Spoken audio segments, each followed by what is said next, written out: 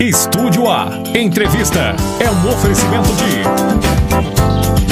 Oeste Pneus, Digital System Películas, KNN Idiomas, Francar Motos, Berwanger Contabilidade, UCEF, Central Tintas, Anamar Calçados, Intersul Estofados, Mods Informática e Segurança, Colchões Ortobon,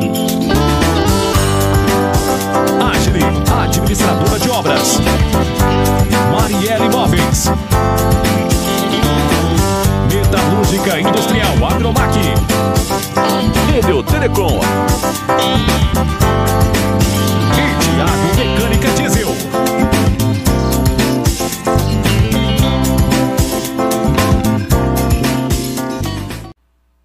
Muito boa noite, você ligado nos canais da SATV. Esta é mais uma edição do Estúdio A Entrevista desta segunda-feira. O nosso convidado hoje é o Rogério César Sen, policial civil aqui de Itapiranga, professor e coordenador do curso de Direito da UCEF aqui de Itapiranga, e vai nos contar bastante histórias aí, sua trajetória de vida até este momento aqui.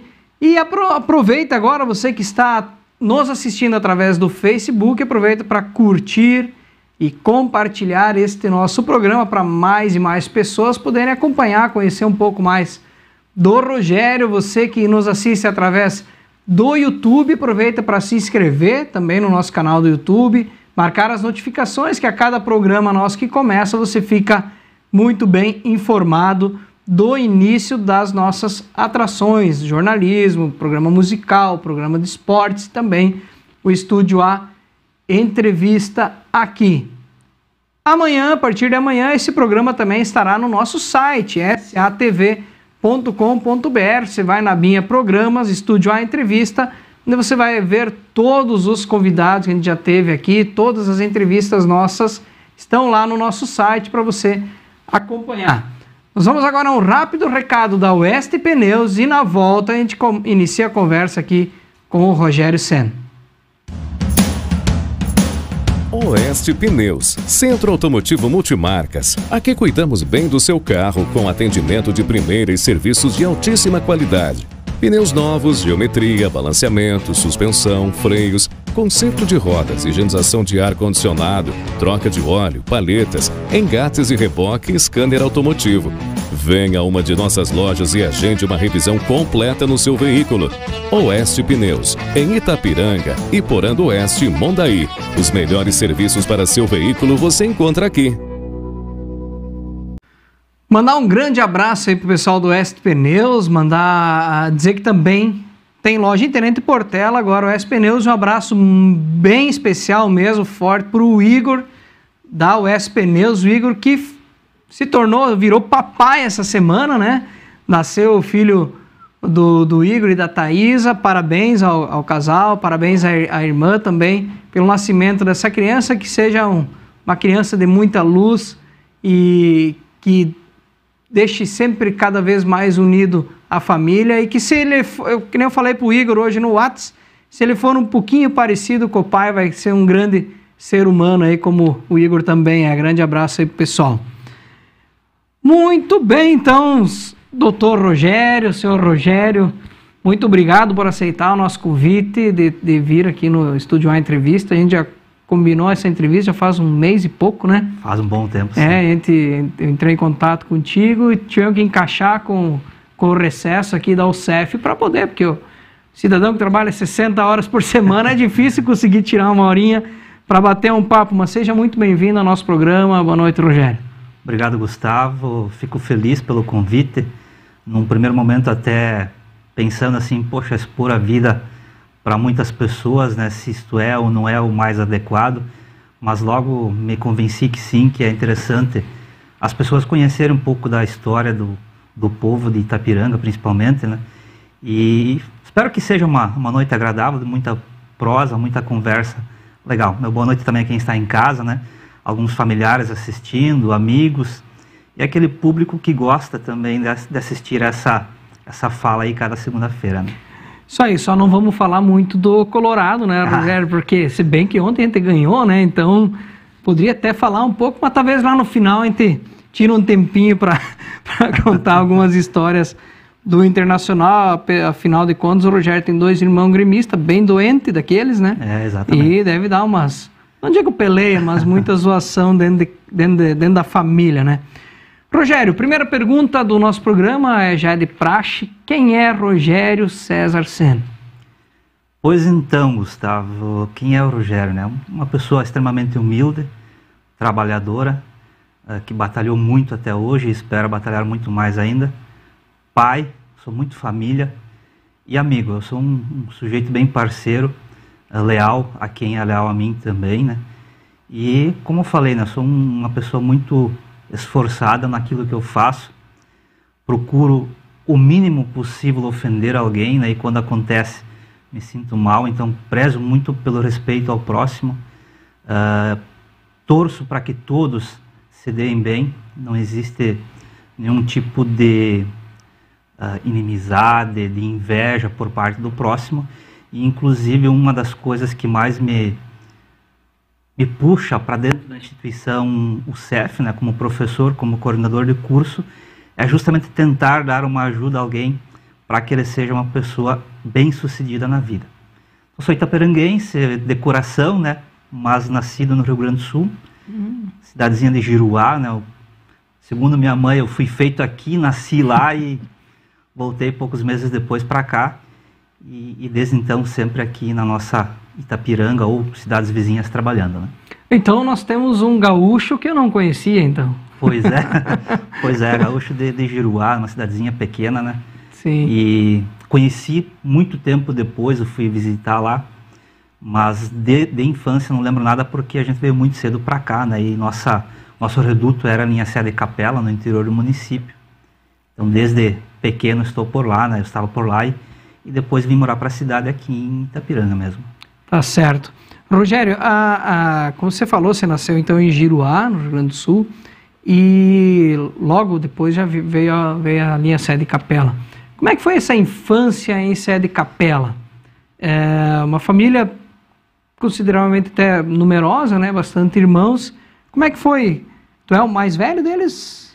Não, nós somos em 7 irmãos, né? Então tem 2 irmãs mais velhas. Ah, tem 2 mais velhas. Aí vim eu, daí tem 2 irmãs, e aí por fim, então, mais 2 rapazes, mas um pouco mais distantes dos primeiros 5 filhos, né? Uhum. Tinham intercalado lá, sempre 2 em 2 anos nascia alguém dentro da família, e aí deu uma trégua, e aí em questão de 1 ano e 1 mês e meio nasceram 2, né? Então, e aí a mãe fechou a conta, né? Então nós estamos em 7 filhos, né? E como é que foi essa infância em Capela? Pois então, eu tenho um carisma por Capela, assim, pelo que eu passei. Mas talvez o que mais chamou a atenção na época era a dificuldade. Imagine lá, não vou dizer minha idade, mas há muitos anos atrás, né? Nós tínhamos uma pobreza extrema, a nossa família, eu como pais, né, com irmãos. E isso obrigou a gente a trabalhar desde cedo. Então eu tive que abrir mão de boa parte da infância, daquelas brincadeiras agradáveis, para trabalhar já desde cedo e principalmente pelo estudo, né? Eu nunca falhei em aula, né? Então desde os 7 anos estudando. Na época não tínhamos não tinha nenhum tipo de ensino infantil, né? E desde cedo então foi nessa labuta de tentar sobreviver com aquilo que a gente tinha. Uma casa muito humilde, sem luz elétrica, sem tranca na porta, então a gente viveu isso por muitos anos, né? Mas não me arrependo de tudo que a gente passou. Eu tenho uma mãe guerreira que conseguiu conduzir muito bem a família até hoje, né? É um exemplo para todos nós, para a comunidade também que conhece ela, né? Uhum. Então, se estamos aqui hoje falando, é porque boa parte disso é em razão dela, né? Que conseguiu dar esse norte. E nós, entre irmãos, nos colaborando também para que a família pudesse, então, sair de lá, ter uma vida melhor, que é o sonho de qualquer um, né? Mas posso te dizer que aquilo que eu sonhava naquela época, eu já passei há muito tempo. O sonho, por exemplo, como guri, era dirigir um carro, né? Então imagina a realidade diferente do que nós temos hoje, né? do que as pessoas vivem hoje em dia. É um longo tempo, eu creio que a tua família deve ter passado por boa parte disso também, mas é uma evolução muito grande em pouco período de tempo, eu digo em termos de sociedade. Nós tínhamos lá, anos 88, então, aquela pobreza extrema, que daqui a pouco começou a melhorar e as coisas foram vindo, foram acontecendo. Eu sou de uma geração velha que passou por toda a tecnologia. Estou aqui hoje, né? Daqui a pouco, se tu contar um pouquinho mais, vai revelar a idade. Vai revelar, né? Mas realmente, Rogério, a tua geração é acima da minha, né?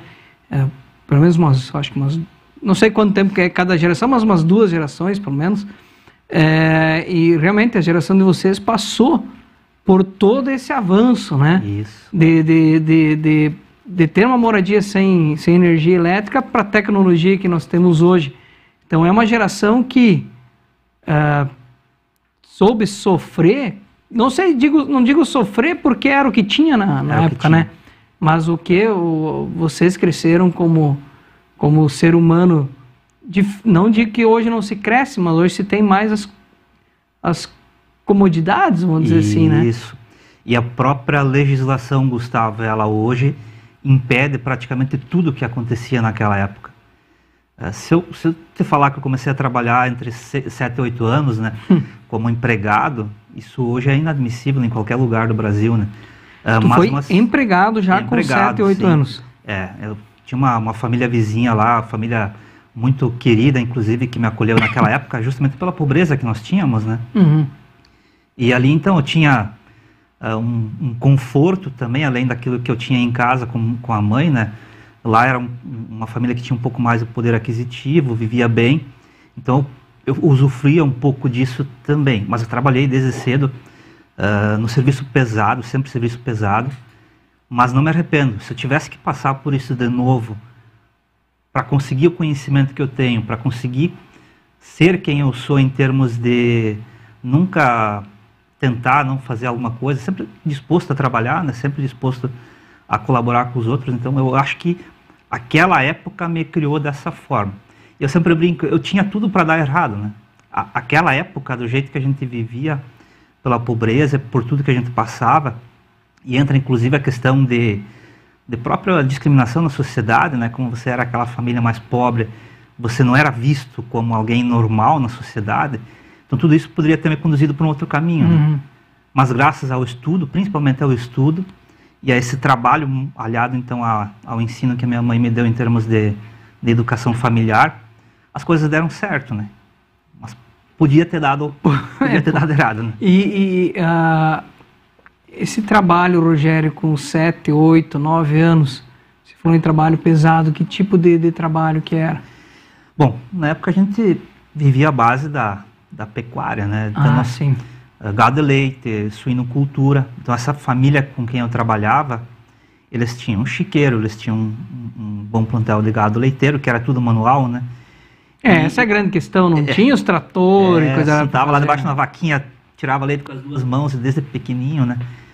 E aí eu ajudei essa família a construir um aviário no sentido de equipar. Eles construíram um aviário de 100 metros na época, e nós montamos os equipamentos que foram utilizados depois, o tubular, que hoje não existe mais, né? Isso tudo nós montamos, parafusamos. Então naquela época eu comecei mesmo a entrar no mercado de trabalho. E não parei mais. Então a gente tinha essa tarefa árdua, né? Essa família também trabalhava do mesmo jeito, né? Assim, era muito trabalho e tinha pouca mão de obra, né?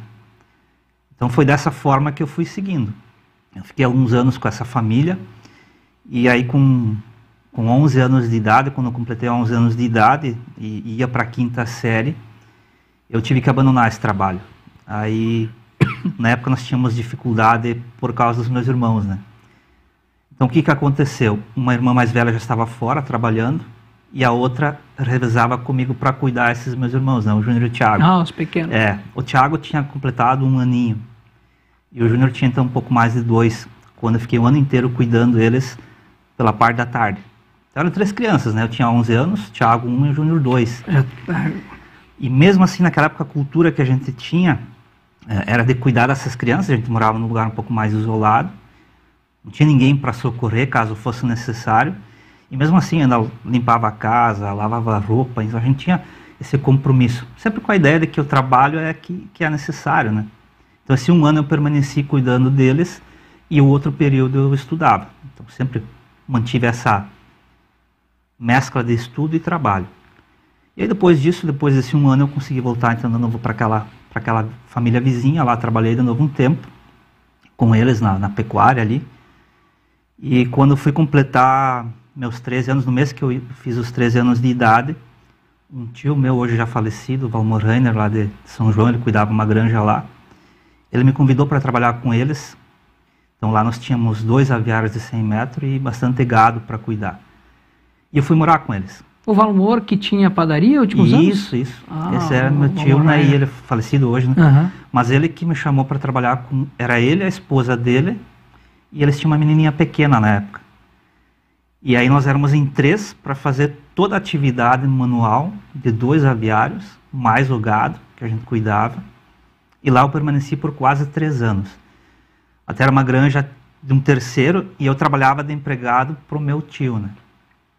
Então foi um período difícil também porque eu sempre fui muito franzino. Hoje estou reforçadinho, né? A cidade e o serviço de escritório faz com que a gente consiga ganhar um pouco mais de corpo. Mas eu era muito franzino na época e o trabalho era extremamente pesado. Tudo manual, com pouca mão de obra, então, para conseguir fazer tudo. Mas deu certo, estou vivo e graças a Deus não tem nenhuma sequela em termos de saúde, pelo menos que eu saiba. Então, significa que o trabalho não faz mal, né? Até foi um período assim que eu tinha um carisma muito grande pelo colégio agrícola de Capela, né? Que era a minha comunidade. E nesse período que eu fui trabalhar com esse meu tio, eu fui durante 2 anos para a sede Capela na aula, pegava a lotação de manhã cedo, voltava meio-dia, e aí trabalhava, almoçava e trabalhava até a noite adentro, para conseguir fazer o serviço. E depois 1 ano eu estudei, o primeiro ano do ensino médio eu estudei em São João, então no colégio de lá, e aí eu tinha que caminhar cada noite 3 quilômetros para chegar e 3 para voltar. Então foi um período bem complicado. Então, cansado sempre de noite, e mais essa caminhada de 6 quilômetros cada dia. Foi um período, assim, bem pesado mesmo. Daí era serviço pesado o dia inteiro, mais isso. Ia dormir tarde, de manhã cedo eu tinha que levantar. Mas tudo passou. Tudo certo, passou. E uma hora Rogério, tu acabou vindo para Itapiranga. Isso. Ou teve, depois de São João, ainda algum outro período? Não, depois de São João eu voltei para a sede Capela. Voltou para Capela primeiro. Trabalhei um tempo na construção civil, inclusive com outro tio meu, o Ambrósio Rainer, né? O Ambrósio. Trabalhei com ele um tempo. Trabalhei um tempo na pintura. E com meus 16 anos, fui contratado na loja Scheller, do Werner Still. Onde tinha o primeiro hotel de Itapiranga, aquela loja lá conhecida, famosa na época, né? Sim. Eu trabalhei 1 ano com eles. Repositor, ajudar a carregar porco, recolher fumo, entregar sementes, areia, brita. Então é um período assim de 1 ano que eu trabalhei com eles. E neste ano, então como eu tinha voltado para a sede Capela, eu transferi meu ensino médio para a FUNEI, para o curso de técnico em contabilidade na época. Só que ele era um curso pago e era caro, né? Então quase tudo que a gente ganhava ia para a questão de pagar a mensalidade, né? E o que sobrava eu ajudava a família em casa, né? Sempre fui de ajudar a família. Mas era o que tinha na época, não tinha outra situação. E nessa loja, então, eu permaneci 1 ano, quando, através até da própria FUNEI, na época, veio essa informação de que tinha um emprego à disposição no sindicato dos produtores rurais, que era um sindicato que ficava dentro da cooperativa na época, né? E eu fui fazer essa prova, era uma prova escrita. Eu fui, inclusive, junto com um amigo meu, um colega de aula, o Irnin Nais, que hoje é cabeleireiro, né? E eu e ele fomos fazer o teste para o mesmo emprego, né? Para o mesmo cargo. E na época eu fui selecionado, eu fui chamado para trabalhar. Então comecei lá em março de 2017, 2004, né? 2004, isso. Eu tinha 17 anos, recém 17 anos completados.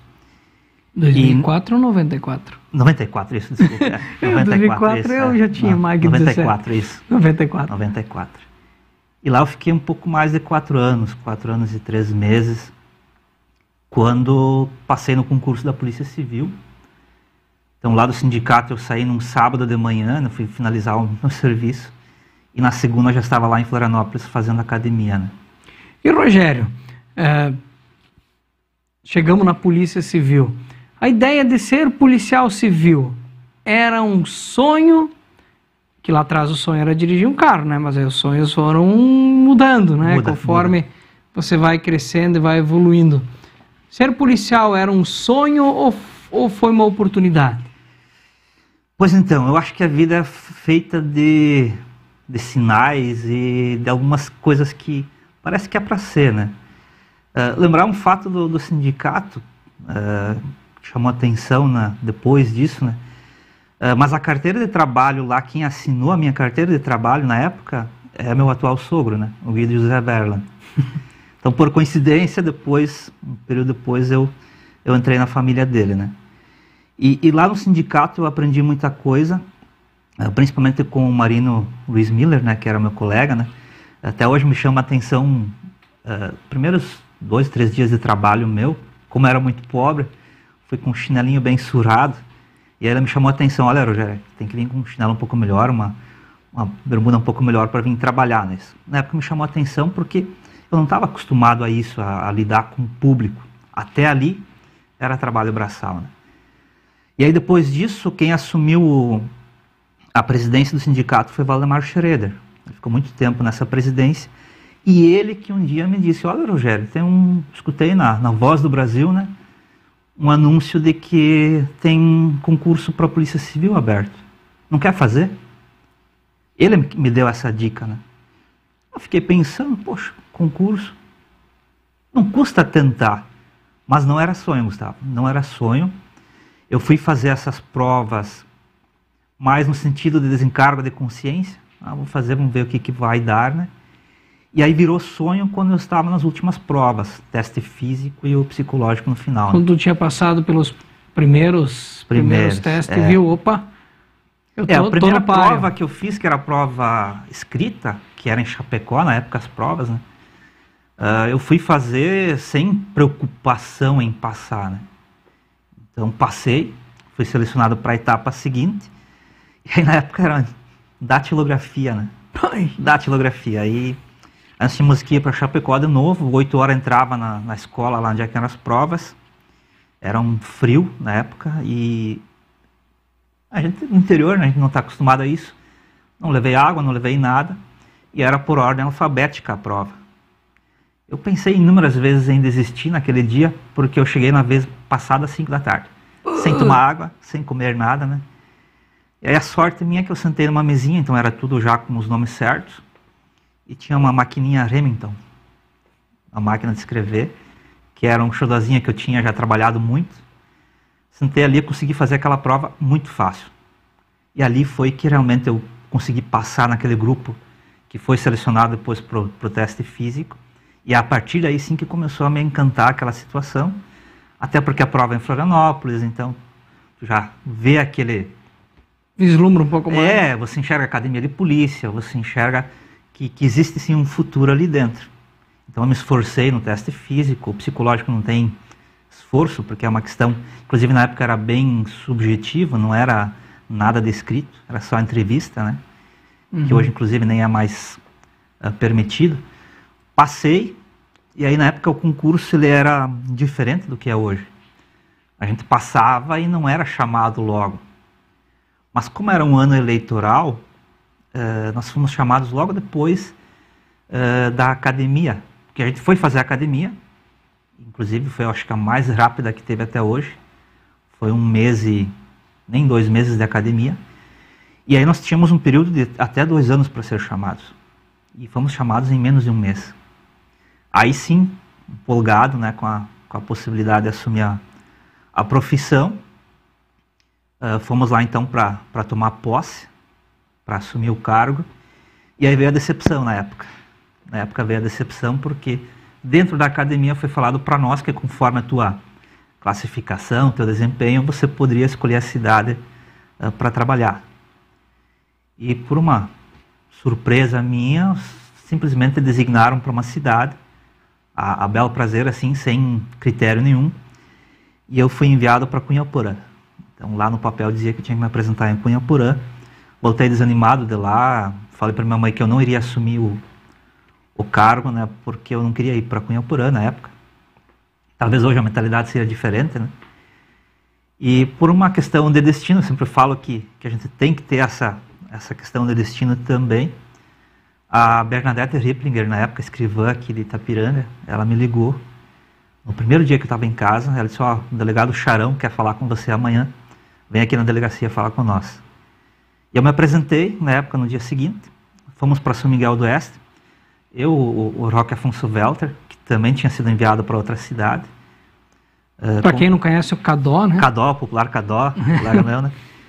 E aí nós fomos para São Miguel do Oeste, e na época o delegado regional Lenir da Rocha disse: olha, vocês podem trabalhar em Itapiranga, eu estou designando vocês para lá, depois a gente acerta essa parte de transferências, né?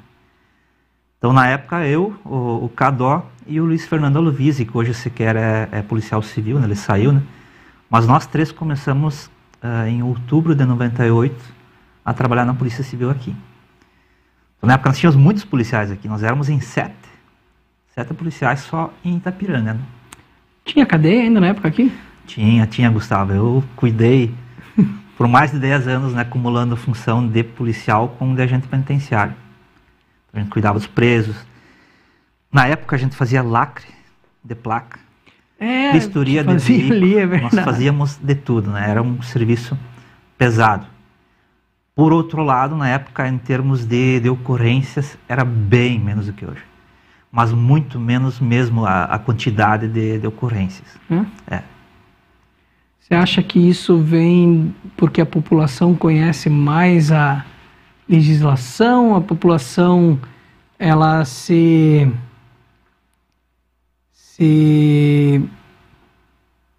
não sei se indigna a palavra certa, ou ela não se deixa mais levar assim um desaforo, ou o que acontece que hoje tem mais ocorrências que na época? Qual é o diagnóstico que vocês dentro da polícia fazem? Da minha parte, Gustavo, eu acho que é um pouco pela ganância que o povo passou a ter, e com isso cai facilmente em golpes, né?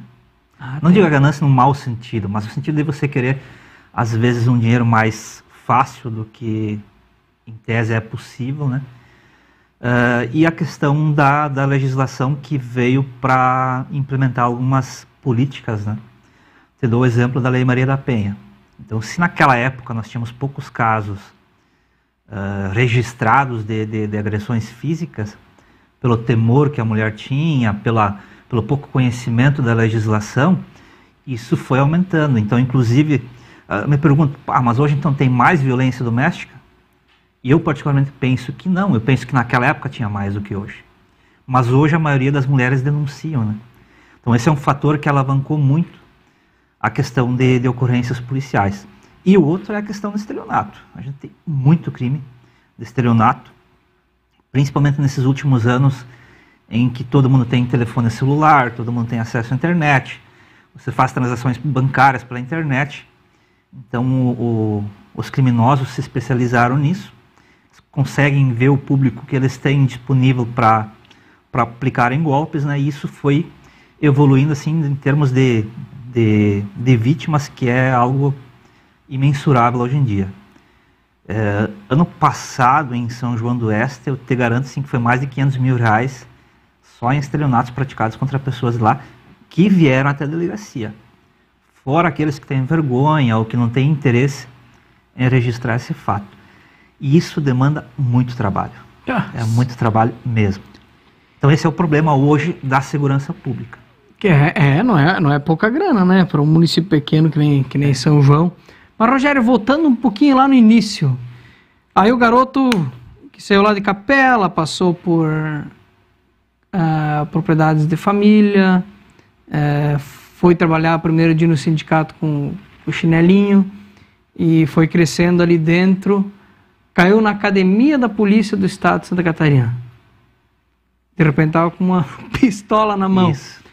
Como é que foi essa academia? Você falou que foi um curso rápido, mas como é que foi esse turbilhão para ti de informações desse curto espaço de tempo para logo vocês já estarem na rua, já cumprindo mandados, já investigando crimes? Como é que foi para ti esse período? Pois então, na época, como eu te falei, depois que eu fui passando nas fases, eu fui almejando isso, né? Então, como era um sonho depois, no final, de entrar na Polícia Civil, de investigar, né? Na época a gente era denominado investigador, nosso cargo era investigador. A gente olha isso com brilho nos olhos, né? Sendo redundante, né? Mas a gente, dentro da academia, vislumbrava um mundo espetacular lá fora. E não é isso que nós encontramos depois. Na academia a gente tinha aula teórica, até porque na época, para você ser policial civil, você não precisava ter formação superior. Hoje, inclusive, para ser agente de polícia, você pode ser formado em qualquer curso de ensino superior, não precisa ser direito. Então, como é que você vai saber qual é o crime que aconteceu? Como você vai registrar essa ocorrência? Hoje superior é só para delegado? Não, todos são nível superior, mas bacharel em direito é só para delegado. Mas eu digo em direito. Isso, só para delegado. Uhum. Então, naquilo que a gente aprendeu na academia foi basicamente defesa pessoal, a questão de abordagem a marginais, então, e alguma questão de confecção de boletins de ocorrência, né? Mas pouco, muito pouco mesmo, pela necessidade que se teria que ter fora. Tanto é que hoje os cursos duram em torno de 8 meses, até mais, algumas unidades da federação, né? Para deixar o aluno mais preparado.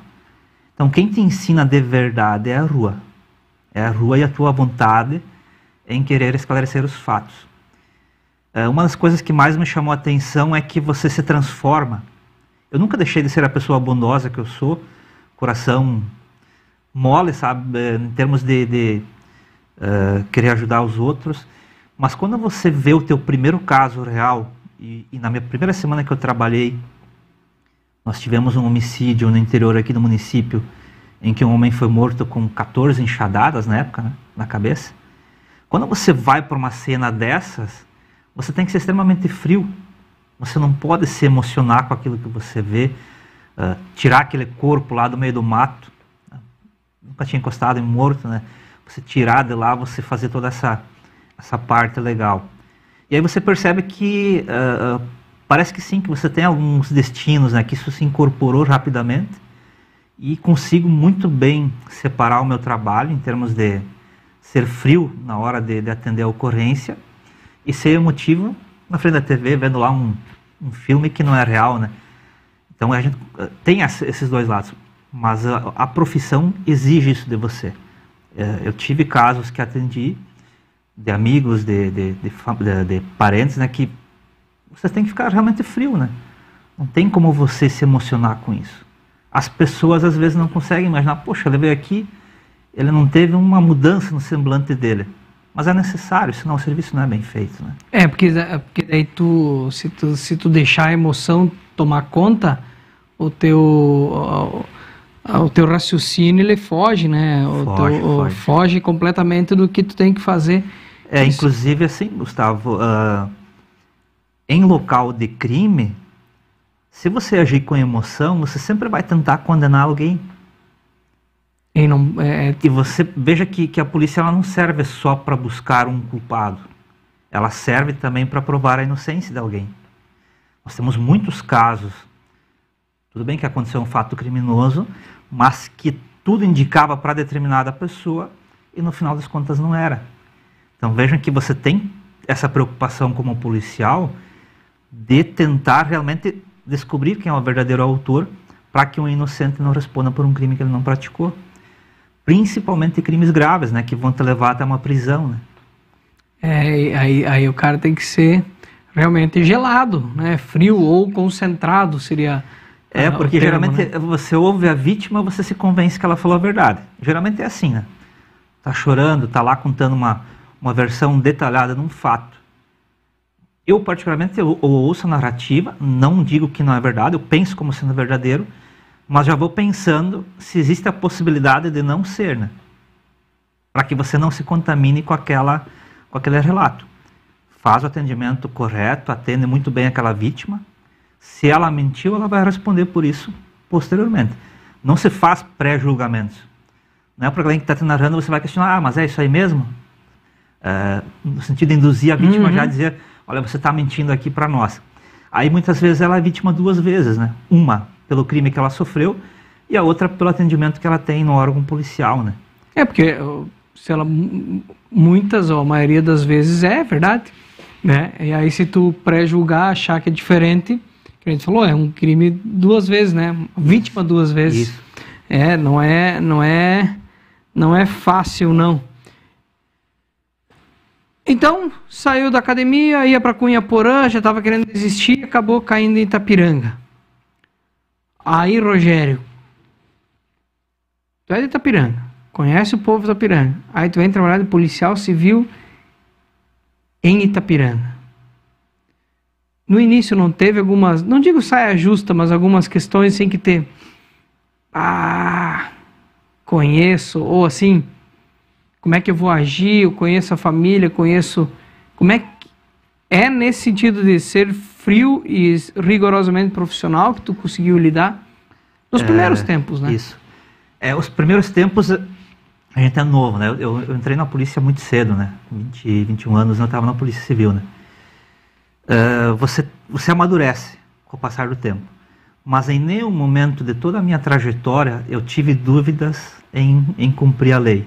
No sentido de, eu vou favorecer esse porque é um conhecido meu. Em nenhum momento eu tive dúvida.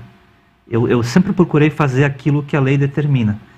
Então muitas vezes você está numa situação, como tu disse, numa saia justa, não porque você vai cumprir a lei, porque às vezes você tem dó desse sujeito, que é um conhecido teu, um amigo teu, que está sendo punido.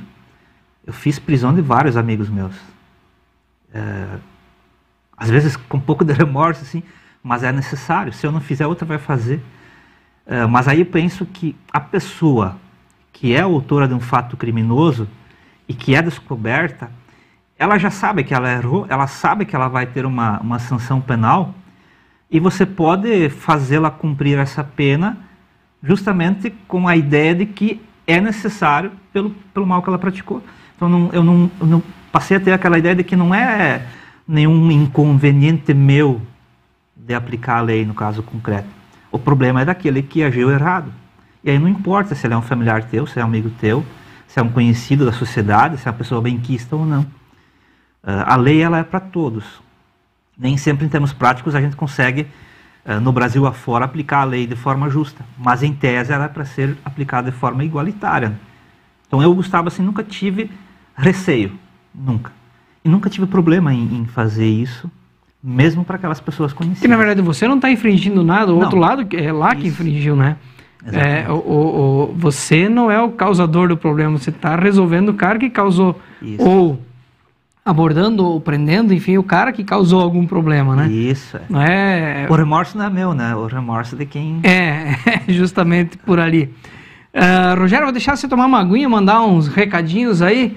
Vamos a um recado aí, um informe da Ortobon. Quem encontra o ponto azul da Ortobon encontra conforto, bem-estar e os melhores preços. Vem comigo! Colchão Pro Saúde Ultra Firme Casal tá muito barato com 30% de desconto. Colchão Master Nanolastic Casal tá imperdível com 35% de desconto. Colchão Pro Saúde Visco Casal tá um espetáculo com 40% de desconto. E você pode pagar em até 12 vezes sem juros. São muitos pontos azuis para você aproveitar e garantir o seu bem-estar. Compre agora mesmo nas lojas, no site, no app ou pelo WhatsApp. Ortobon, especialista no seu bem-estar.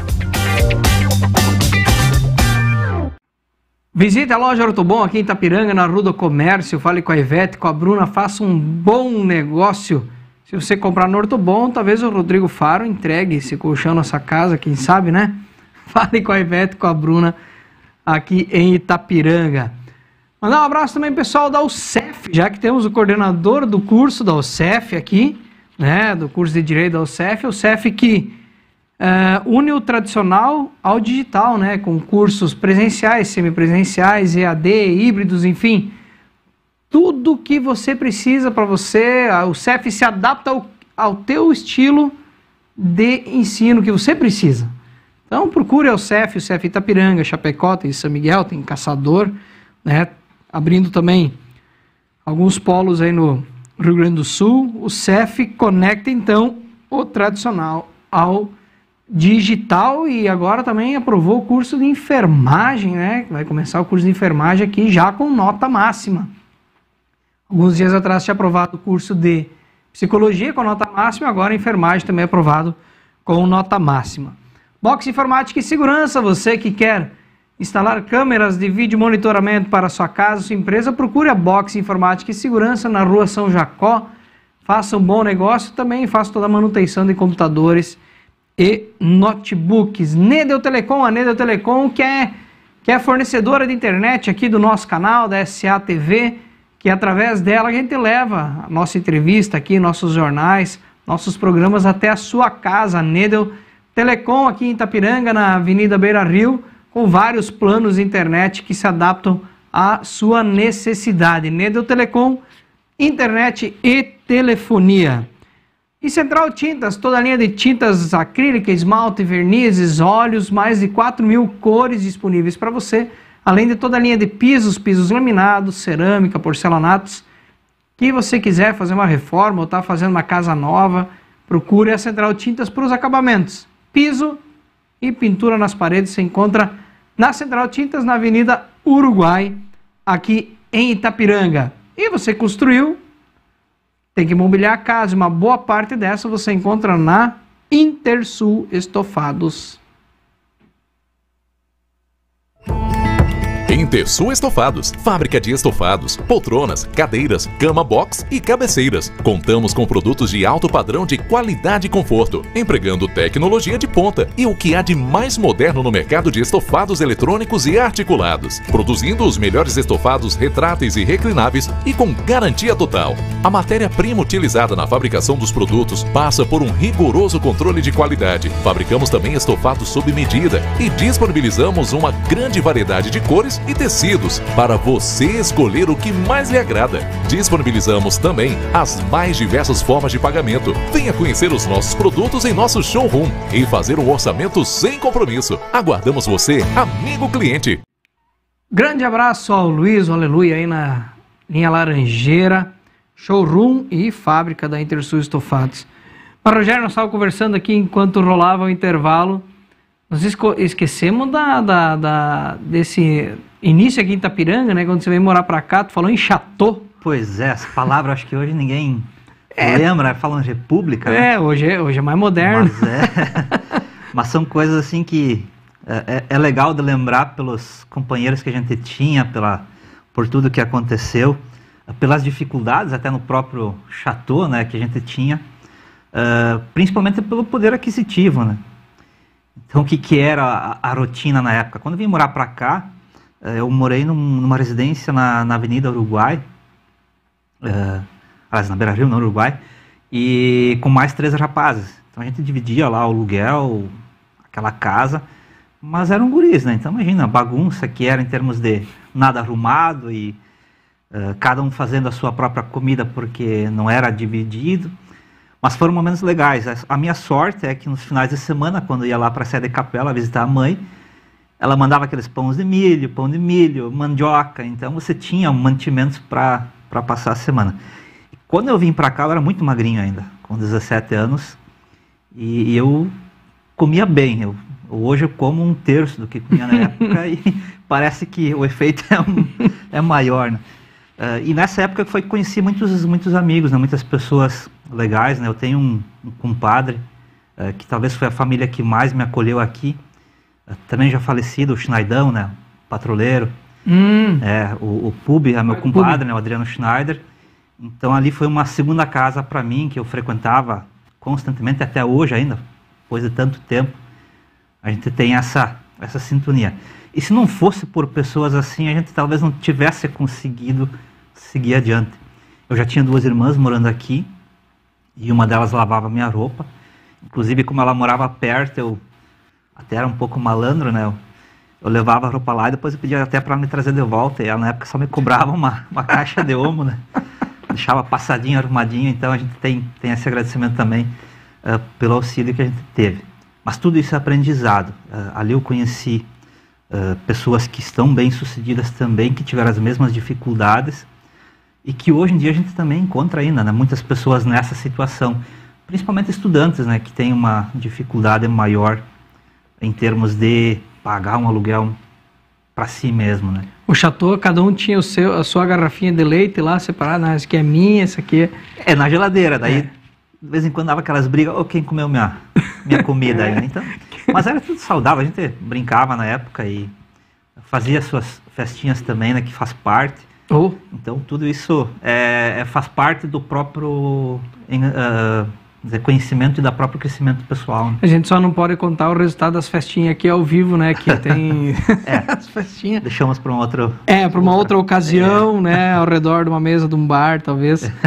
Mas, Rogério, lembramos aí da história do Chateau, mas voltando para nós dar encaminhamentos finais à parte da polícia. Quais casos mais te marcaram nessa tua trajetória há mais de 20 anos já?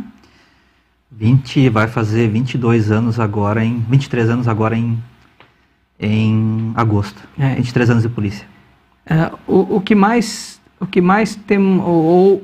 Quais mais te marcaram, se tu pode falar algum, não precisa nunca vai mencionar nome, até porque não pode agora, né? Sim, a legislação não deixa mais. Daí da abuso de autoridade. Mas assim que pra ti, assim, tu olha pra trás e lembra, esse ali foi ou pesado, ou foi interessante, ou nós conseguimos descobrir corretamente, enfim, marca por motivos diferentes. Pois então, Gustavo, os primeiros anos que eu trabalhei aqui em Itapiranga, a gente teve alguns casos que chamaram atenção, mas depois disso eu meio que saí daqui para ir trabalhar em São João, né? Vai fazer 19 anos que eu atendo lá, e lá sempre foi sozinho. Então eu ajudava aqui ainda um bom período, quando nós trabalhávamos sempre de manhã e de tarde, eu ia meio-dia para São João e meio-dia aqui. Então eu ajudava só mais nesses casos que que exigiam um pouco mais de investigação, de dedicação, até porque a gente tinha pouco contingente, né, de pessoal. Então os fatos, assim, sem citar isolado, mas os fatos que mais marcaram, assim, em termos de chocar, são os feminicídios. Na época não era chamado assim, os primeiros que aconteceram, mas teve algumas situações, assim, que de repugnar, que não dá para entender como um ser humano faz isso com o outro.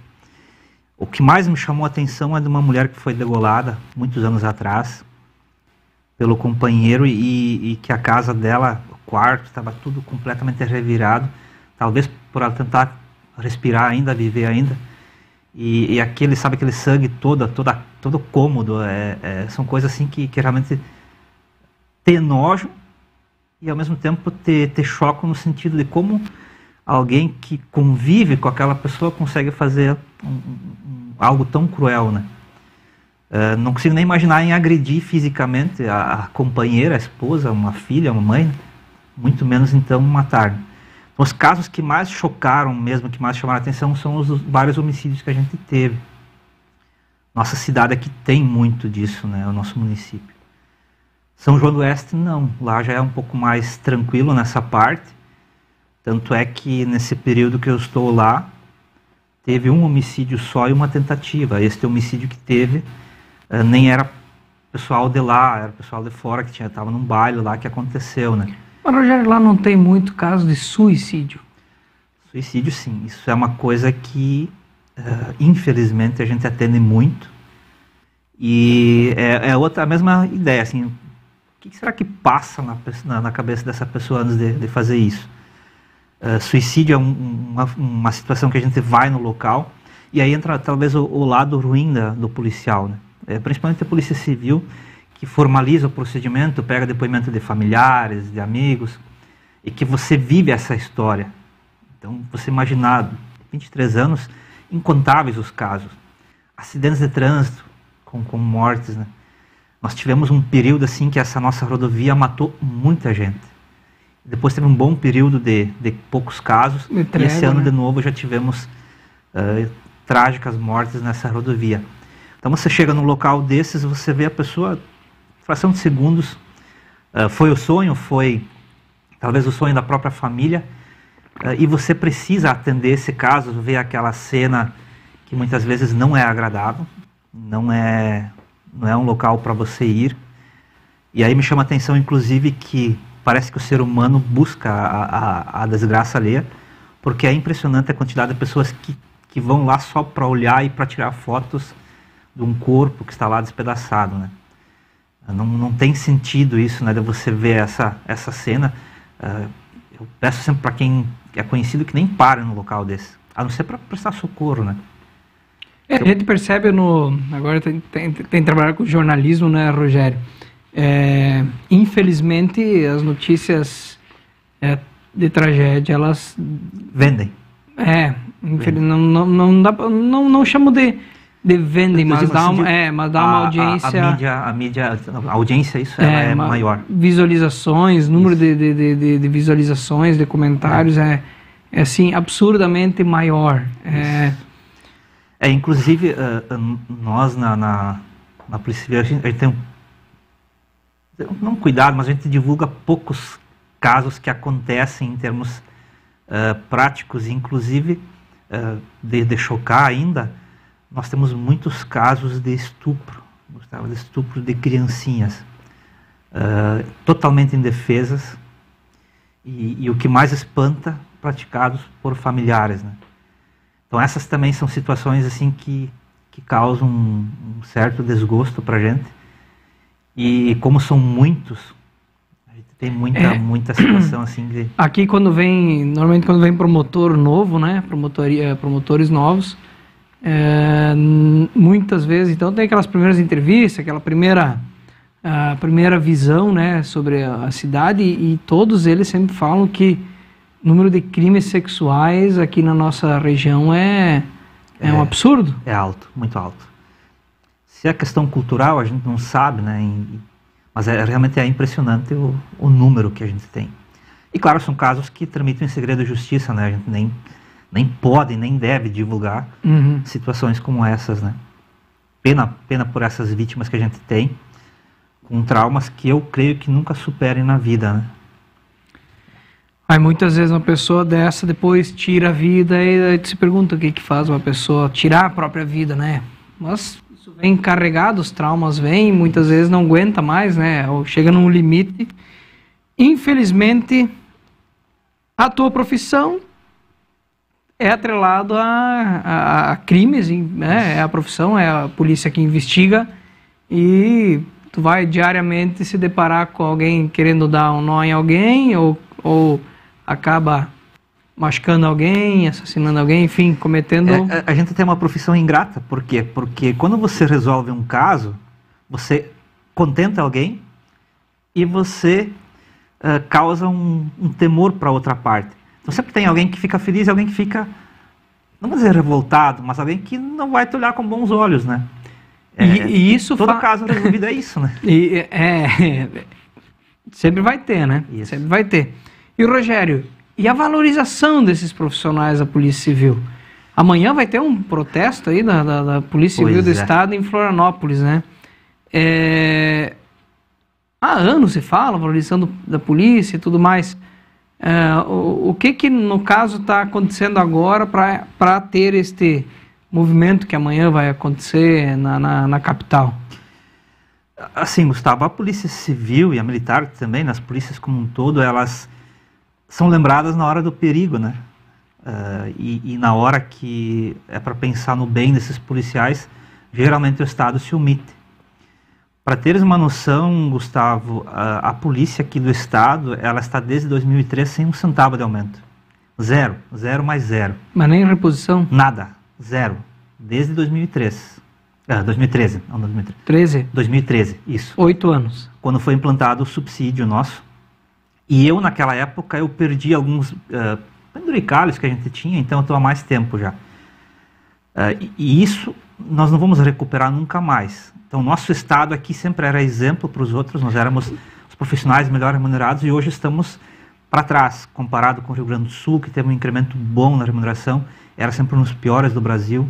Paraná melhorou bastante a situação, e aliado a isso, nós temos agora em análise lá na Assembleia Legislativa uma proposta de emenda constitucional para mudar a questão previdenciária das polícias. Não só das polícias, mas de todo servidor público do Estado. E o que chama a atenção para nós, como policiais civis, é que o governo do Estado está dando um tratamento diferenciado comparado com as polícias militares. Nós já temos uma diferença de alíquota de contribuição de previdência, para quem é militar contribui menos do que a polícia civil, e agora o governo do Estado quer que nós trabalhamos até os 65 anos, homem, né? Para ter o mesmo direito de aposentadoria integral e paridade que os militares já têm hoje com 35 anos de contribuição. Então é isso que a categoria não está aceitando, e vale para os agentes penitenciários e para os peritos, que na verdade tudo é segurança pública, não tem, e sempre foi o lema aqui no Estado, tratamento igualitário entre as polícias. E agora a gente está tendo esse prejuízo, principalmente para quem é mais novo. E eu penso que quando o Estado me contratou, ele fez um contrato comigo, olha, você vai trabalhar para mim e você vai ter esses privilégios lá para frente. Privilégios não, é um direito, né? Mas você vai ter esses benefícios para frente. Eu entendo que essas regras do jogo não podem ser mudadas drasticamente para quem está há mais tempo. Para os que vão entrar a partir de agora, não vejo problema nenhum, porque ele só vai entrar sabendo o que ele vai entrar sabendo o que vai ser. Olha, eu vou ter que trabalhar até os 65, então se ele não quiser isso, ele não entra. Mas a maioria dos que estão, a gente se acostuma com o trabalho, a gente gosta e a gente não se vê longe, para você daqui a pouco ir para uma outra profissão. Então o manifesto que vai ter amanhã lá em Florianópolis, na frente da Assembleia Legislativa, é em relação a isso. Não queremos que tirem direitos da Polícia Militar, não, em nenhum momento isso. Mas queremos um tratamento isonômico. Se nós temos hoje uma pesquisa dizendo que o policial homem, ele vive em média 62 anos de idade, vejam que é algo que não tem sentido você trabalhar até os 65. E outra coisa, Gustavo, se a sociedade pensar, refletir, que tipo de policial você quer? Que tipo de polícia você quer para resolver teu problema? Se nós temos hoje o estado mais seguro do Brasil, conforme o próprio governo publicou nas mídias recentemente, será que isso é à toa ou será que é pelo excelente trabalho que a polícia faz? E vamos além, a Polícia Civil está praticamente com o mesmo contingente do que tinha lá em 86. Tá? Nós temos muitos e muitos anos sem reposição de pessoas, quantidade de procedimentos aumentando absurdamente, aliado a plantões desumanos que a gente faz, para ter agora um tratamento bem pior do que nós merecemos. Então essa é a luta que se busca amanhã em Florianópolis. Tomara que tenha êxito, né? O governo agora está querendo mexer em salário de professor, salário da segurança pública, mexer em alguma série de questões. Tomara que também possam ser atendidos os policiais aí da civil, vamos dizer assim.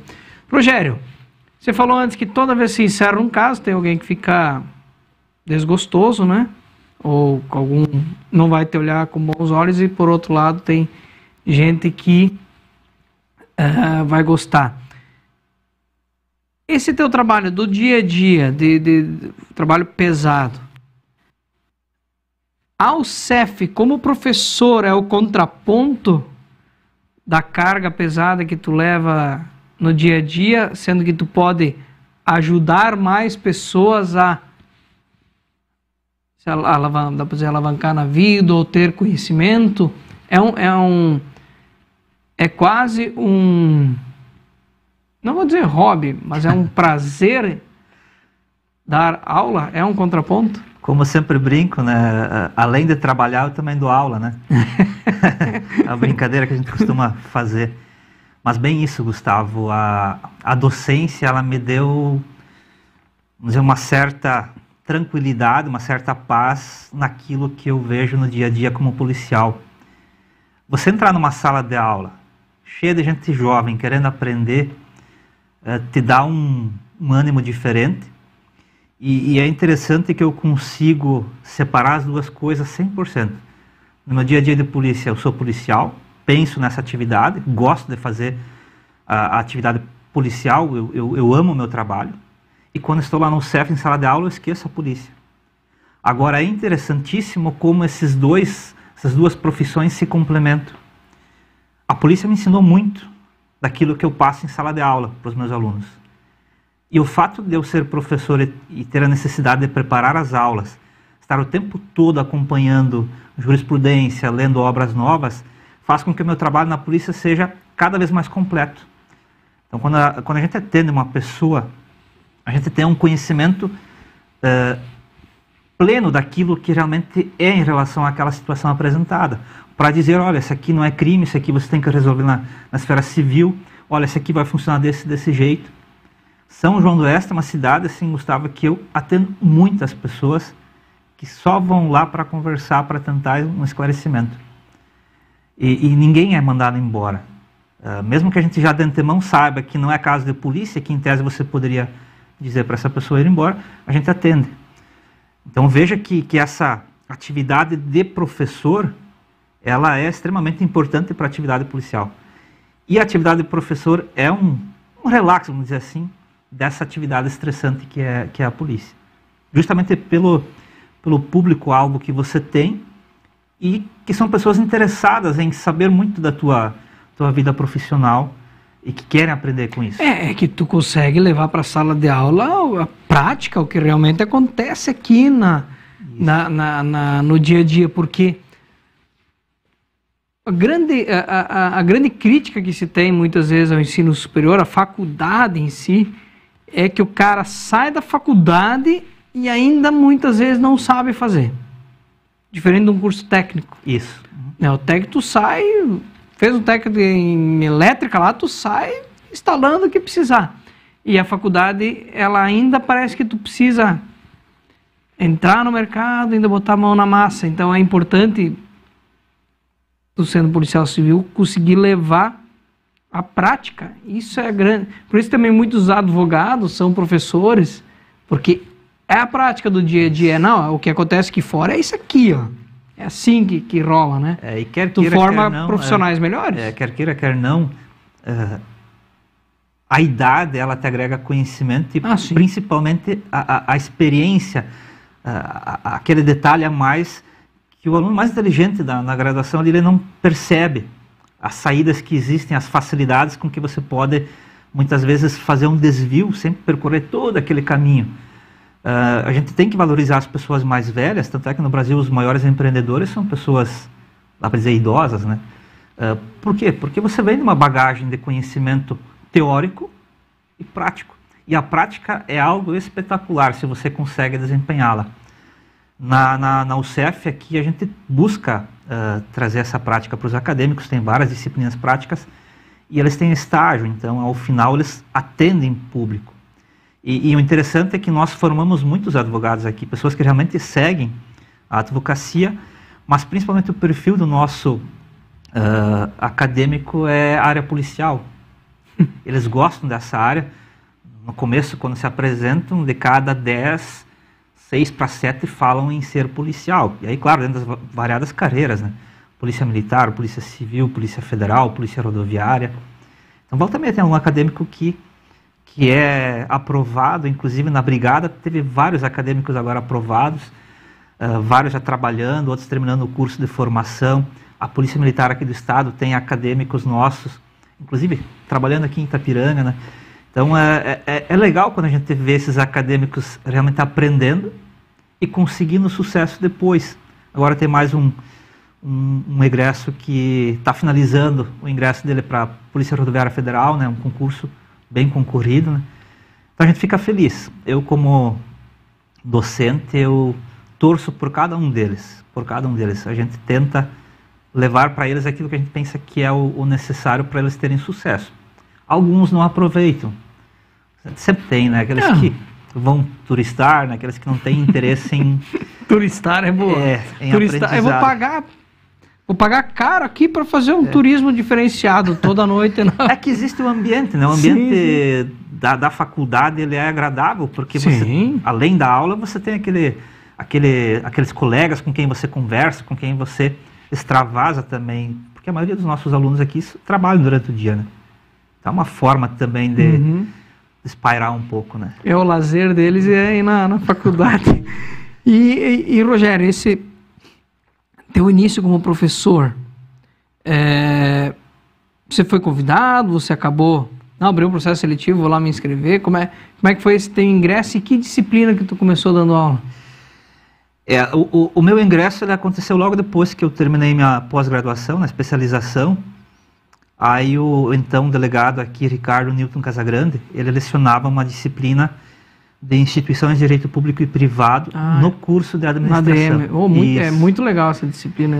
E aí um dia na sala dele aqui na delegacia, ele me disse: Rogério, tu não quer dar essa disciplina lá na faculdade, na FAI? Ele tinha sido convidado para ministrar aula no curso de direito já, pela professora Cláudia, né? E aí eu disse: não sei se eu vou saber dar aula, né? Eu nunca dei aula para ninguém, como é que vai funcionar? Eu disse: não, é bem tranquilo, tu falar sobre esses tópicos todos, eu sei que tu vai te dar bem, ele falou para mim, na época o Casagrande. E aí o Egon aceitou a indicação que foi feita, me chamou lá para conversar, fizemos o contrato em 2008, e lecionei a disciplina no curso de administração na época. Gostei muito, Gustavo. Eu jamais pensei que conseguiria ficar 3 horas e meia numa sala de aula falando. E tanto é que as minhas primeiras aulas, então, como foi meio já próximo do início do semestre, para mim, eu preparei 3 aulas. E esse conteúdo foi tudo na primeira, né? Então, a experiência que vem depois, né? Então, você vai vivendo. Hoje você programa teu tempo, você consegue um determinado conteúdo ou esticar ou encurtar um pouco. Mas foi uma experiência muito, muito legal mesmo. Aí dei aquele semestre de aula, rompeu o vínculo porque era cada 2 intercalado, né? E em 2009, novamente em julho, o Egon me convidou de novo. Voltei a dar essa disciplina para administração. No semestre seguinte, Ciências Contábeis pediu para eu ministrar essa disciplina também. Na época a coordenadora era a Carmen, né? E depois, inclusive, já comecei uma outra matéria mais específica, que era Direito Comercial, na época, para Ciências Contábeis, até que veio o convite, na época, pela professora Cláudia, para assumir uma disciplina no 10º semestre da primeira turma do curso de Direito aqui. Então, tudo pessoas conhecidas, pessoas já com uma vida, uma boa bagagem, né? Tudo profissionais já. Aquele primeiro, eu lembro da primeira turma de Direito que a minha esposa fez os primeiros 3 ou 4 semestres, então essa turma, a maioria está aqui, né? Está aqui. Inclusive a Cristiane Rambo, ela hoje é a minha professora lá, ela foi minha aluna naquela primeira turma. E ali foi uma experiência ímpar. Por quê? Porque essa turma abraçou a causa. A matéria que eu dei naquela época era chamada Direito Empresarial Internacional. Não tinha nada a ver comigo, absolutamente nada. Eu gastei mais que o dobro do que eu ganhei para essa disciplina em material, em pesquisa, para dar a eles algo que fosse então compatível com aquilo que o plano de ensino previa. Só que esse plano de ensino falava em 3 matérias diferentes. Era tributário, era internacional, era direito internacional, tudo misturado. Então essa turma abraçou a causa, eles me acolheram. E eu acho que foi esse aí o norte mesmo para que eu conseguisse depois seguir no curso de Direito assim, me sentindo bem. Eu gosto de estar no curso, os alunos me acolhem. Eu sou um professor Caxias no sentido de cobrar nas provas, em termos de aprendizado, tem muitas reprovações comigo, mas a turma ela me acolhe, as turmas me acolhem porque sabem que eu estou tentando levar eles para o caminho correto. Que depois que tu cria um perfil, né, de professor, os alunos acabam conhecendo e sabendo, não tem matéria com o professor Rogério, esse aí, aí o bicho pega, aí nós temos que... Eu agora estou numa área que é o direito penal, que eu acredito que é o conteúdo mais difícil da faculdade. Direito penal 1 e 2, né? É muita teoria, é muita coisa para ser aprendida em 2 semestres. E o bicho pega. Aí é complicado. Rogério, vou deixar você tomar mais uma aguinha e a gente conversa mais um pouquinho sobre o CEF. Produção, nós temos mais um recadinho aí da Francar Motos, né? Então roda aí. Francar Motos e Para Itapiranga e região. Venha fazer um test drive em nossas motos. Completa linha de acessórios para motocicleta. Oficina autorizada Yamaha e multimarcas. Muitas opções em motocicletas novas. Linha de financiamento e consórcio nacional Yamaha. Venda de veículos novos e seminovos. Venha você também fazer um ótimo negócio em Itapiranga, São João do Oeste e Iporã do Oeste. Um grande abraço a toda a equipe da Francar Motos. Berwanger Contabilidade, despachante do Roberto. Berwanger e Gritzmann, corretora de seguros. Bom que temos os despachantes, né? Que daí a polícia não precisa ver todo aquele serviço que fazia nas antigas. Então, serviços para o seu carro, emplacamento, transferências, carro novo, emplacamento novo e seguros também para o seu carro. Você encontra no despachante Roberto e no Berwanger e Gritzmann, corretora de seguros, aqui na Rua do Comércio, Itapiranga, no coração da cidade. Para quem é mais antigo, lá no escritório do Roberto, né? Ali do ladinho da Cicobi, Berwanger e Gritzmann, corretora de seguros e despachante do Roberto. Digital System, película, som e acessórios automotivos, na Avenida Beira Rio, Rodrivan, Cris, toda a equipe, grande abraço. Você que comprou então um carro novo, emplacou no Roberto, vai lá instalar a película e o som, né, no seu carro. Película de todas as todas as qualidades, de vários tipos de proteção UV, proteção de calor, espelhado, mais escuro, mais claro, que você quiser, você encontra na Digital System, referência regional aí no mercado de películas. A Agile é administradora de obras, a Agile faz a construção da sua casa, a reforma da sua casa, e você pode trabalhar tranquilo. Você que nem o Rogério, que trabalha 60 horas por semana, vá até a Agile, ela faz a casa para você, você não precisa se preocupar. Ela compra o material, faz tudo. Entrega a chave com a documentação, a BITS, a verbação, toda essa parte burocrática também a Agile faz para você, e ela cota os melhores preços da região e sempre te entrega o material com o menor preço possível.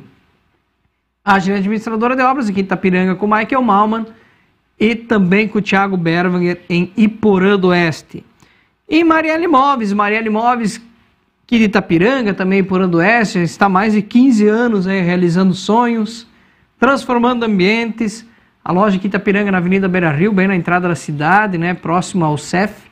A Marielle que faz móveis planejados, faz o projeto para você, tem toda a linha de estofados também, de cama box no Capricho, e também tem a linha de utensílios domésticos, né? Toda a parte de louças e utilidades domésticas você encontra também na Marielle Imóveis. Visite as lojas aqui em Itapiranga e Iporã e faça um bom negócio com a equipe da Marielle. Rogério, aí você começa a dar aula, vai uma, vai duas, vai três. Como é que foi o convite para coordenar o curso de Direito?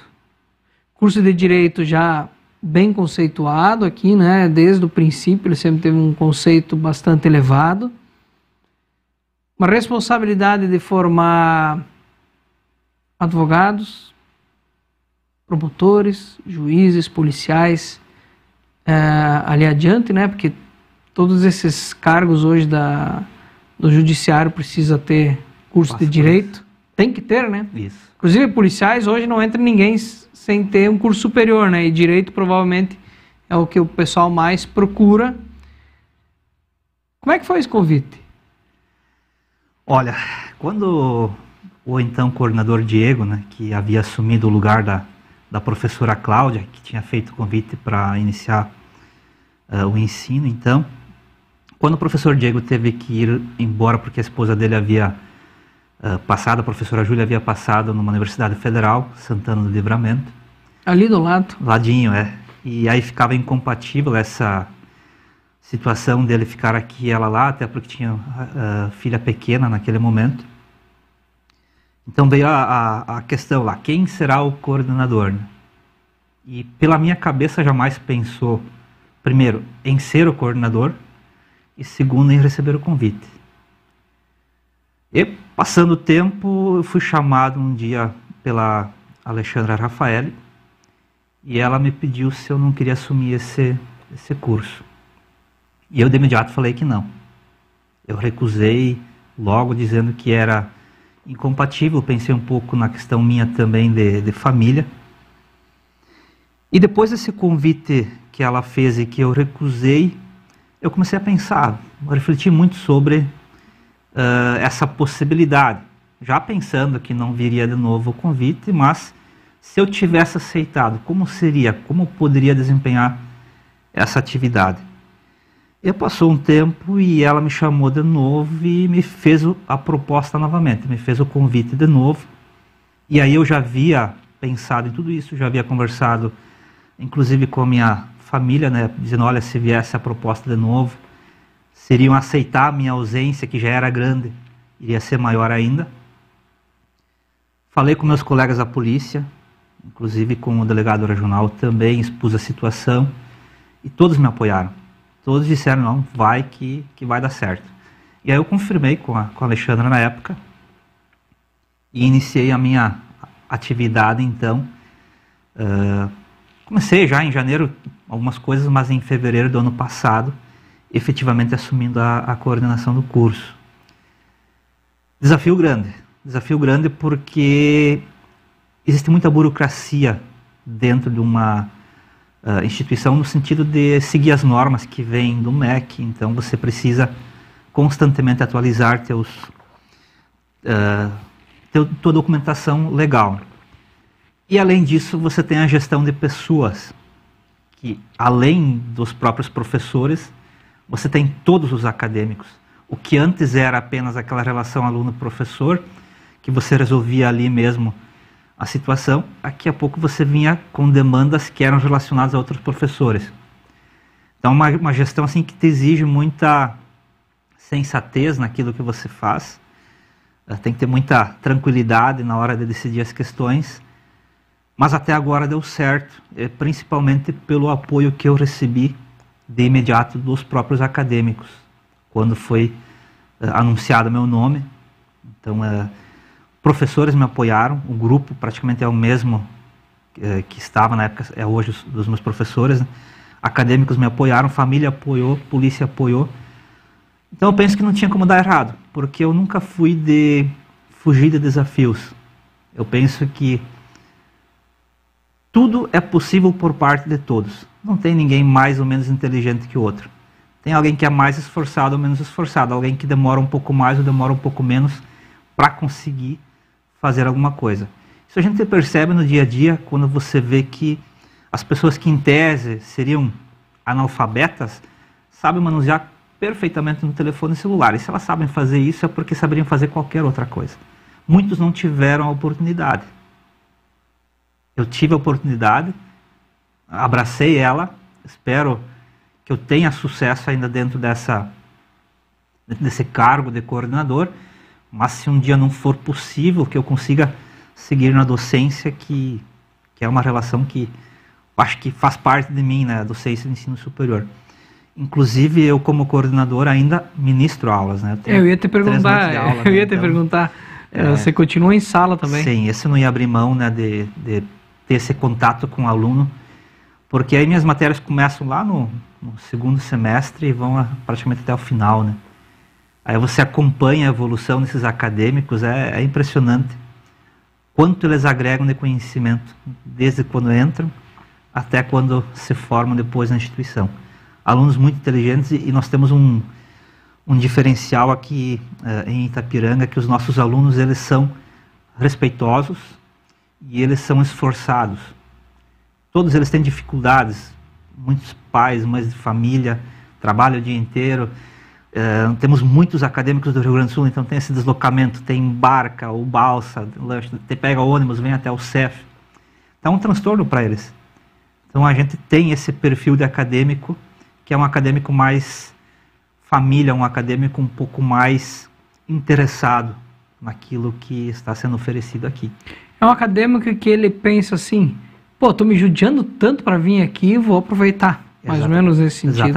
Exatamente. A maioria dos que vem é porque querem conseguir estar, alguma coisa melhor depois. Querem estar, não é uma obrigação estar, né? Eles querem estar. Isso. Até porque pagam, já para começar, né? E aí todo esforço.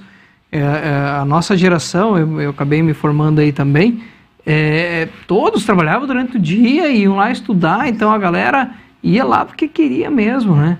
E que bom que o perfil segue desta forma, né? A gente torce para que continue esse perfil, porque as oportunidades elas surgem depois, Gustavo.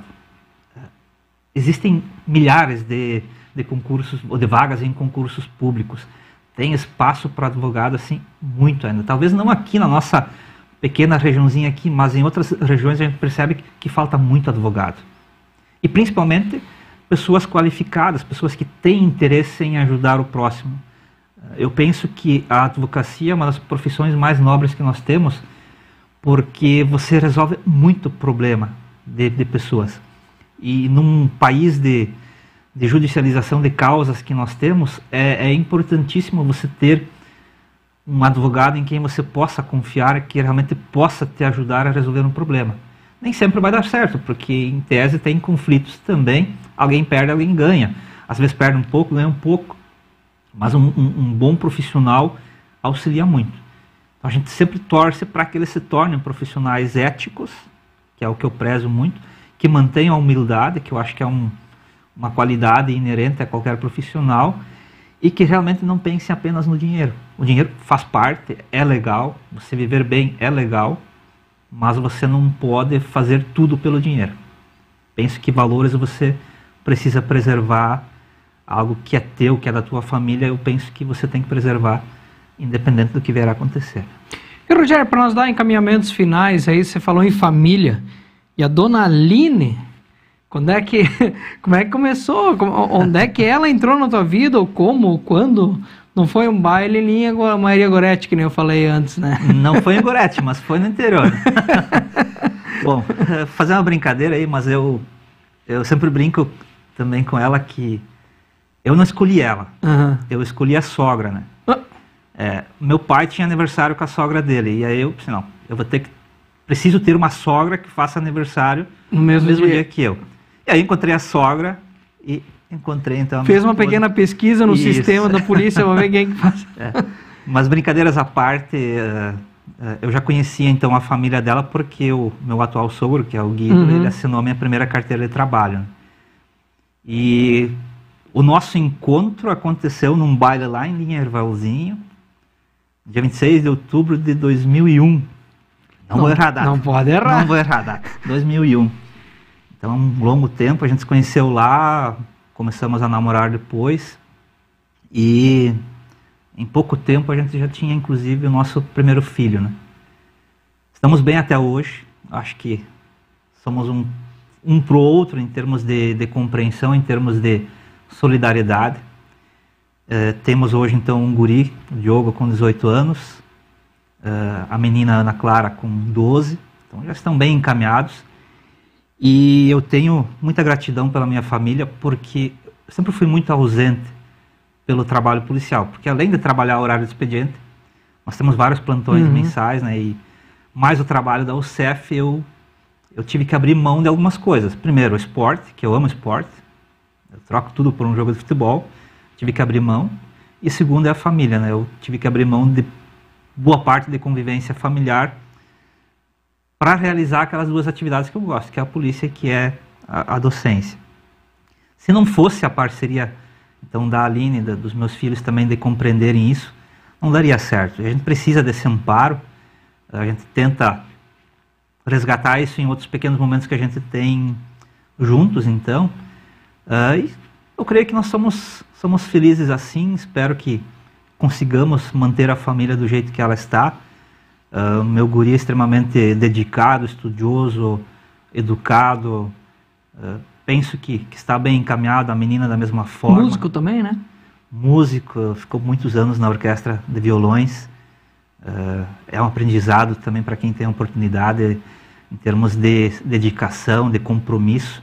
Depois ele deu inclusive aula também de música na orquestra, então agregou muito para ele essa experiência, desde os 9 anos aí participando também dessa convivência, viajou muito mais do que qualquer um dos pais, né? No Rio Grande do Sul, Santa Catarina, Paraná, aprendeu muito com isso. Então a gente tem que ter gratidão por aquilo que a gente tem uma família legal, meu sogro, sogra, cunhados, família muito legal mesmo. Então não tem do que reclamar, né? Eu tenho que até pedir, vou usar essa câmera aqui, André, para pedir a Aline desculpa, porque o dia de folga do Rogério, que ele podia estar em casa, a gente convida ele para vir uma entrevista, né? Tira ele por 2 horas de casa, mas também, Rogério, isso aqui é um registro que fica para sempre, né? Um registro histórico que fica para sempre.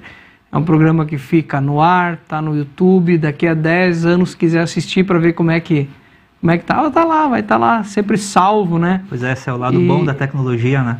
Esse é o lado bom da tecnologia e por isso que a gente traz pessoas que primeiramente, eu convido as pessoas que eu acho, primeiro que eu me dou bem, que eu gosto de conversar, né? A gente sempre mais brincou, mais em relação ao futebol, a questão do nosso Colorado e tal, mas é uma pessoa que eu sempre respeito, né, você, teus irmãos também, né, o Thiago, que eu trabalhei bastante tempo, e por isso a gente faz esse programa, para contar um pouco da história e fazer o registro, tá aqui, a hora que quiser matar a saudade, dar uma assistida, tá ali à disposição, e desta forma eu agradeço, Rogério, que tu tenha aceitado, tenha vindo aqui, contado um pouco das histórias, se ficou alguma coisa que a gente passou, vamos ter que deixar para uma segunda etapa. Tá certo? Obrigado, Rogério. Eu que agradeço o convite, né? Eu fico feliz realmente em poder falar um pouco sobre essa história, né? Que sirva de exemplo para alguns, tá? Elogiar esse espaço de vocês, essa iniciativa de trazer pessoas para realmente falar um pouco sobre a história. É bem legal resgatar isso. Eu sei que muitos assistem e gostam de ouvir isso, até porque se sentem naquele ambiente, se sentem naquele espaço e conseguem reviver um pouco essa história. A gente no dia a dia não pensa muito nisso, e daqui a pouco, quando você é chamado para falar um pouco sobre a tua vida, você tem tantas imagens, tantas cenas legais que vem à tua mente, e que você pensa, poxa, valeu a pena ter vivido até aqui, né? Espero que a gente viva mais tempo e que vocês tenham muito sucesso ainda com esse programa de vocês, com essa iniciativa. Beleza, Rogério, obrigado, e as portas sempre estarão abertas, e volta e menos vão te procurar lá também para as questões do dia a dia. Mas, gente boa, essa foi mais uma edição do Estúdio A Entrevista desta segunda-feira.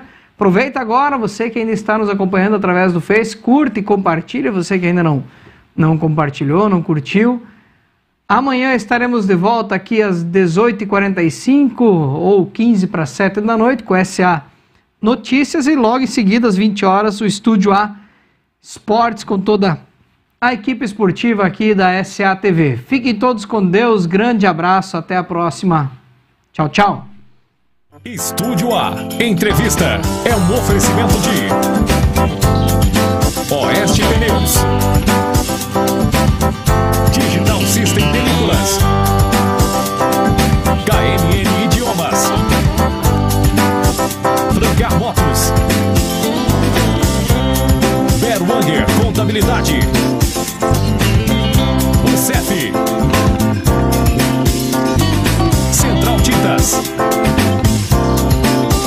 Anamar Calçados, Intersul Estofados, Mox Informática e Segurança, Colchões Ortobon, Agile, administradora de obras, Marielle Imóveis, Metalúrgica Industrial Agromac, Helio Telecom.